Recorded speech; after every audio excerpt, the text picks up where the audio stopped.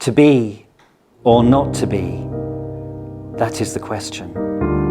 Whether 'tis nobler in the mind to suffer the slings and arrows of outrageous fortune, or to take arms against a sea of troubles, and by opposing, end them.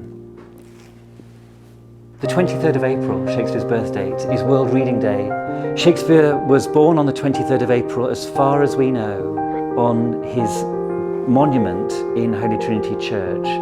It tells us that he died on the 23rd of April.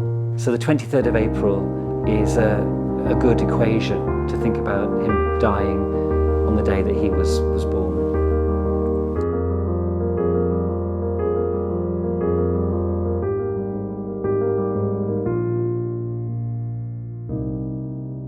We're here because he's a great, great writer, and the world knows that. Yeah, for sure. And this place has been special for at least 300 years as people have been visiting Shakespeare's birthplace.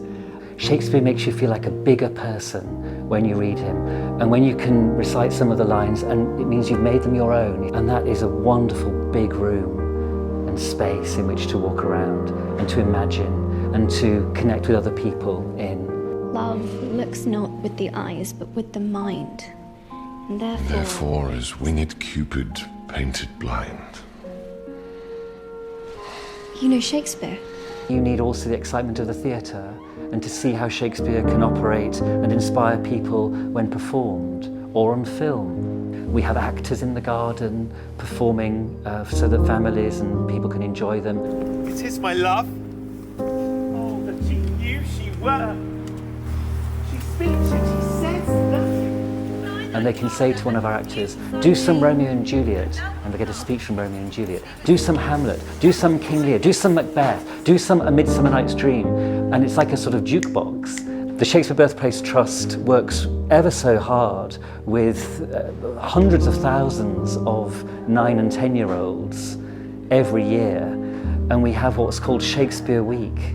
And that's with primary school children, and we really believe that we can make an inspiring intervention into their education and tell them about William Shakespeare. We're entirely reliant on visitors coming to Shakespeare's birthplace to fund all of our activities. During the pandemic, our numbers really dropped, and we lost hundreds of thousands of people, and they haven't all come back.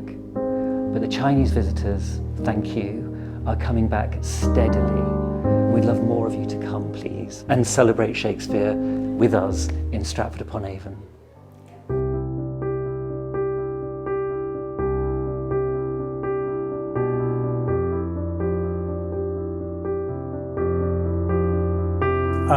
On this tour, we have A Midsummer Night's Dream, obviously, and we've been to Beijing and Wuhan, Nanning, Kunming. Tomorrow we fly to Chengdu and then on to Shanghai. This is my 3rd visit to China. I was here last year as well. We've had such a fantastic time. The other times we've come as well, but this time it's been the welcome has been really overwhelming, and everyone has been so wonderful to us. The facilities have been marvelous, and the performances have gone well, and we've had really fantastic response from the audiences as well. We think of Shakespeare as a playwright, somebody who writes dramas, but he's also a poet.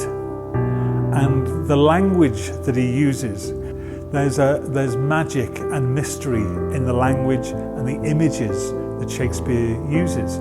When we think of modern entertainment, Hollywood films and going to the cinema, they have incredible stage effects. They have lighting and special effects, CGI. Shakespeare didn't have any of that. His equivalent of the special effects unit in a film studio is language. He makes spectacular things happen with words. The reason that Shakespeare has lasted for 400 years is because the stories and the language are so rich. I directed my first production of Macbeth in 1988. I'm directing it again this year, and I'm finding all kinds of new things in the play as I approach it again. There is so much in all these plays, so that each time we go back to them, we discover something new.